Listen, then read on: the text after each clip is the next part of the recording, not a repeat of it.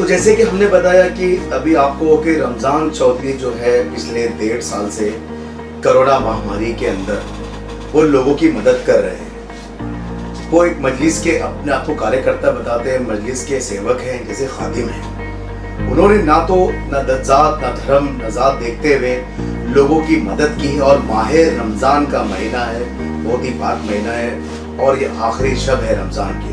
उसी मौके पर रमज़ान चौधरी जी जो आज हमारे साथ है, उन्होंने लोगों की मदद की है जिस तरह से वो सभी ने देखा है। खैर ये बताने की ज़रूरत नहीं, वार्ड नंबर 161 जो है चांदीवली विधानसभा के अंदर आता है, पुरजोर मेहनत कर रहे हैं। पेंडेमिक जो है महामारी कोरोना की, उस काल के अंदर ना उन्होंने कुछ सोचा और आज भी वो मेहनत कर रहे हैं, लोगों की खिदमत कर रहे हैं, इसीलिए वो अपने आप को मजलिस का खिदमतगार कहते हैं। तो आइए उन्हीं से चंद बातें करते हैं। रमज़ान चौधरी जी, बहुत बहुत स्वागत है अखबार न्यूज़ में आपका। देखिए, कोरोना महामारी के चलते जैसे कि हम सब जानते हैं, कोरोना महामारी जब आया उसके पहले ही बाजार की हालत बहुत ख़राब थी, व्यवसाय पूरी तरह से ठप हो गए थे। लेकिन किसी तरह से मैं समझता हूँ कि जो इकोनॉमी है देश की वो रेंग रही थी, चल नहीं रही थी मगर रेंग रही थी। जैसा कि आप सब जानते हैं कि फिर उसके बाद कोरोना का प्रकोप पूरे भारतवर्ष पे आया, पूरे देश पर आया और इसके अंतर्गत जो हमारी जीडीपी थी वो -28 भी चली गई, 23 चली गई। और उसी के बाद जो है लोगों ने एक पूरा कहर का सामना किया।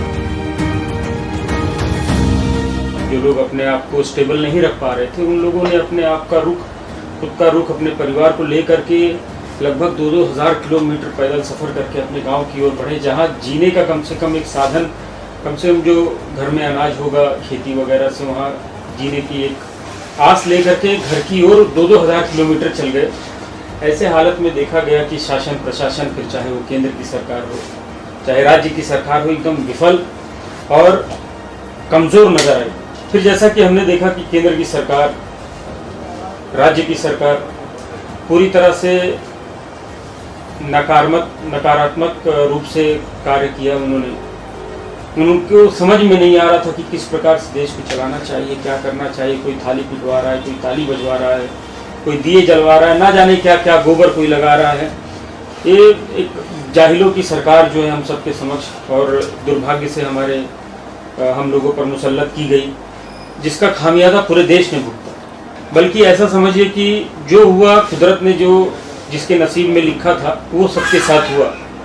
यहाँ पर हमने देखा कि लोग कोरोना से कम मरे हैं। कोरोना से आज भी आप देखेंगे कि जो सेकेंड वेव आया है, लोग कह रहे हैं कोरोना से मर रहे हैं। कैसे कोरोना से मर रहे हैं साहब? कोरोना से कोई नहीं मर रहे हैं, लोग मर रहे हैं बेड के अभाव से। हॉस्पिटल्स में बेड नहीं है, हॉस्पिटल में ऑक्सीजन नहीं है, उसके कारण आपने बहुत बड़ी बात की कि जैसे कि आपने कहा कि ऑक्सीजन की कमी है, वो सभी देख रहे हैं। लेकिन हमारे राज्य के अंदर, महाराष्ट्र के अंदर अभी स्थिति बहुत अच्छी है। जैसे जो सरकार है, महाराष्ट्र की सरकार है, उसका जो है बीएमसी यहाँ पे इसको संभाल रही है, टास्क फोर्स लगाई गई है काफी अच्छी तरह से। तो उसकी जो मिसाल है, दिल्ली हाई कोर्ट ने उसकी मिसाल दी थी दिल्ली के अंदर। तो उस तरह से आप ये क्या नजर देते हो कि यानी वो तो केंद्र की आपने बात की कि किस तरह से सारी आपने बताई, केंद्र ने जिस तरह से सरकार मुसल्लत हुई आपके ऊपर, जो बीजेपी सरकार की बात कर रहे हो, लेकिन आप राज्य के बारे में क्या कहेंगे? जब आप मुंबई के अंदर रहते हो, मुंबई शहर के अंदर, उसके बारे में बताइए।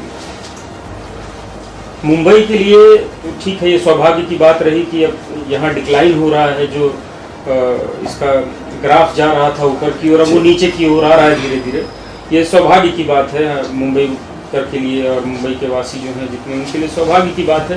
लेकिन फिर मेरा वही कहना है कि और राज्य जिस तरह से केरला वगैरह के राज्य हैं, उन लोगों ने अपने आप को इतना सक्षम बना लिया, इतना सेल्फ डिपेंडेंट बना लिया कि आज के समय में, आज इस जो सेकेंड वेव आया है, ऐसी स्थिति के अंदर जहां सारे स्टेट जो हैं वो कमज़ोर दिख रहे हैं। और कमज़ोरी का आलम ये है कि लोग ऑक्सीजन के अभाव में मर रहे हैं।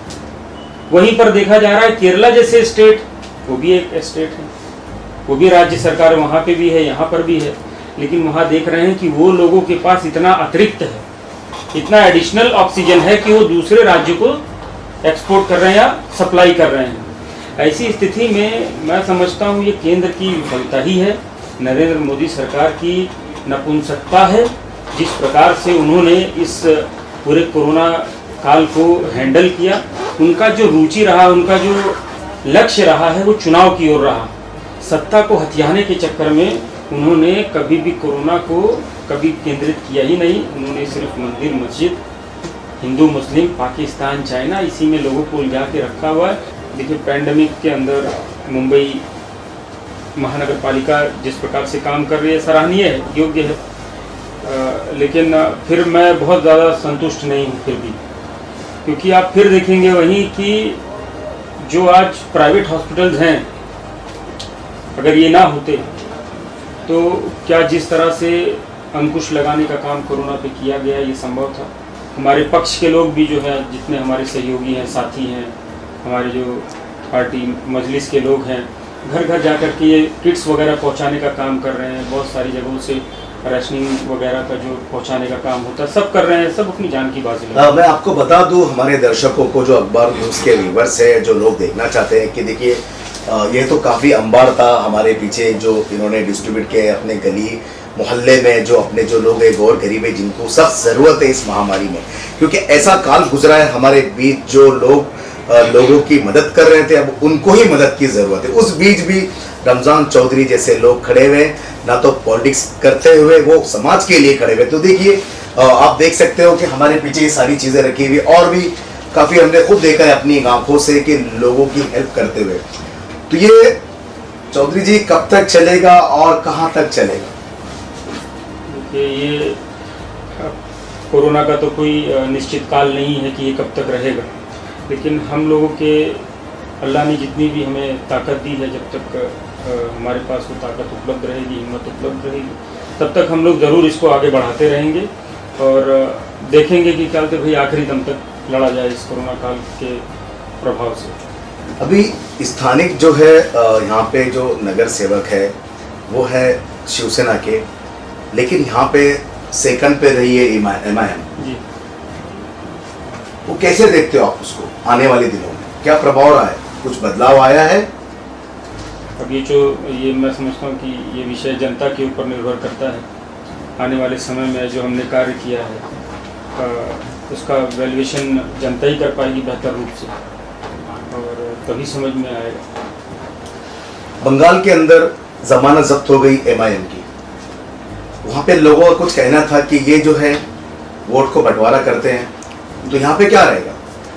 ये वोट का जो बंटवारा करने का या वोट काटने की जो बात कही जाती है, ये एक प्रकार का आरोप है, प्रोपोगेंडा है। ये वोट काटने का, हम कहाँ वोट काट सकते हैं जब हम लड़ते ही हैं 8-10 सीट्स पर या 20 सीट पर लड़ते हैं, और हमारे ऊपर जो इल्ज़ाम आता है वो सारे सीट्स की आते हैं। कोई अगर मान लीजिए सरकार जिस तरह से 2014 में भी कोई चुनाव तो हमने नहीं लड़ा था, या मजलिस ने कोई चुनाव नहीं लड़ी, फिर भी इसके ऊपर ही सारा आरोप लगाया गया कि इन्होंने वोट काटा। अरे भाई, चुनाव ही जब नहीं लड़ा गया है तो फिर कैसे वोट काट लिया हमने? देखिए, असद साहब का एक स्पष्ट रूप से निर्देश है कि मजलिस के कार्यकर्ता होने के नाते आप वो हर संभव प्रयास करिए, कोशिश करिए और सुविधा पहुंचाने का काम करें, जिसको एक जो कमज़ोर व्यक्ति है, जो आखिरी दर्जे का, जो आखिरी में सफ में जो खड़ा आखिरी व्यक्ति है, उस तक सुविधा पहुंचाने का आप कार्य करें। फिर चाहे वो दवा के माध्यम से हो, चाहे राशनिंग के माध्यम से हो, चाहे इस तरह से किट या फिर और कोई संभावित जो ज़रूरत हो उसकी, उसको पूरा करने का काम। एक और सवाल है, जैसे कि आप वार्ड नंबर 161 में हैं, यहाँ पे तो आप कर रहे हो, जैसे कि और कहाँ तक आप इस नेक काम को पहुँचा रहे हो? टू बी वेरी फ्रैंक, मैं चांदीविली के लोग जो हैं, क्योंकि अधिकतम लोग यहाँ के लोग जानते हैं, पूरे विधानसभा के लोग, तो सभी जगह कर रहे हैं। वैसे 161 में तो हम लोग बैठे हैं, क्योंकि जहाँ आदमी बैठा रहता है या जहाँ रहता है वहाँ के लोग जल्दी और ज़्यादा आते हैं।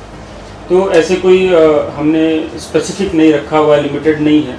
चांदीविली विधानसभा में तो अधिकतम हो ही रहा है, लेकिन साथ ही साथ मुंबई के और हिस्सों में भी हम लोग इसको पहुंचाने का काम कर रहे हैं जहाँ से जरूरत। बहुत खूब बात है कि ये 161 वार्ड में ये तो है, ये वहाँ कर रहे हैं। इनका कहना है कि हम चांदीवली के एरिया में भी कर रहे हैं और मुंबई के कई हिस्सों में कर रहे हैं।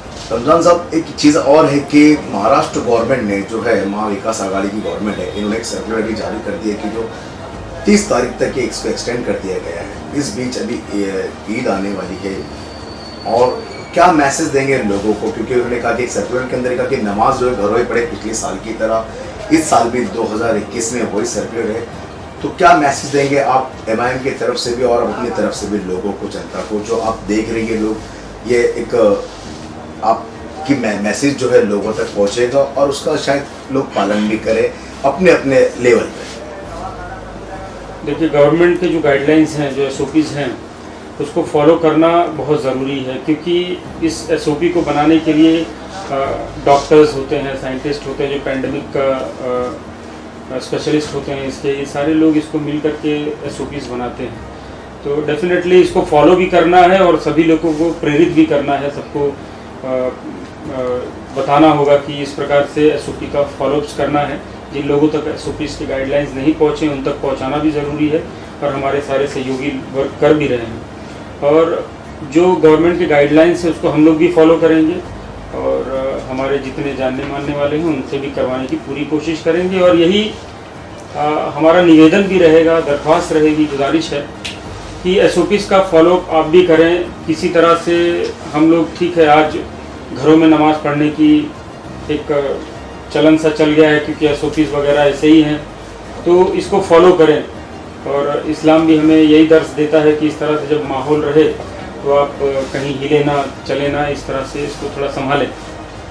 और किसी भी प्रकार की अगर कोई और आवश्यकता हो जिस तरह से, तो हम लोग मजलिस के जितने भी कार्यकर्ता हैं सब हमेशा बैठे हैं आपके लिए। अगर एक से नहीं होता है तो दूसरे से, हर लोग यहाँ पे आपके लिए बैठे हुए हैं काम करने के लिए। और जो भी खिदमत हो सकती है इंशाअल्लाह बताइएगा, हम लोग अपने विसाख के मुताबिक हुक्म की तामील करने की कोशिश करेंगे। तो बहुत खूब रहा, रमज़ान चौधरी जी ने कहा कि अगर जो भी ज़रूरत है हमसे रब्ता करें, जिस तरह की भी उन्होंने कहा कि ऑक्सीजन का मामला है, दवाई का मामला है, राशन का मामला है, यहाँ बैठे हुए, ना कि वार्ड, सिर्फ एक पर्टिकुलर वार्ड की बात की, पूरे चांदीवली की कहीं मुंबई की बात की, जिस तरह से होगा वो मदद करेंगे। और जैसे उनके जो प्रेसिडेंट है असदुद्दीन ओवैसी साहब, उन्होंने भी उनको ये कहा कि जहाँ तक हो सके लोगों की मदद करें, जिसकी जो ज़रूरत है उसको पूरा करें। और साथ ही साथ ये आह्वान भी किया है कि जो SOP है, गाइडलाइन है महाराष्ट्र गवर्नमेंट की, राज्य गवर्नमेंट की, कि उसको फॉलो करें। जो नमाजें हैं वो घरों में पढ़ें, क्योंकि ये बहुत ज़रूरी होता है कि आप उसको फॉलो करें, ना कि कोई उटपटांग हरकत ऐसी हो जिससे एक समाज बदनाम हो। तो ये बहुत बहुत शुक्रिया, रमज़ान चौधरी साहब हमारे साथ थे, बहुत अच्छा रहा। तो मैं हूँ जाफर उस्मान शेख, द अखबार न्यूज़ के लिए।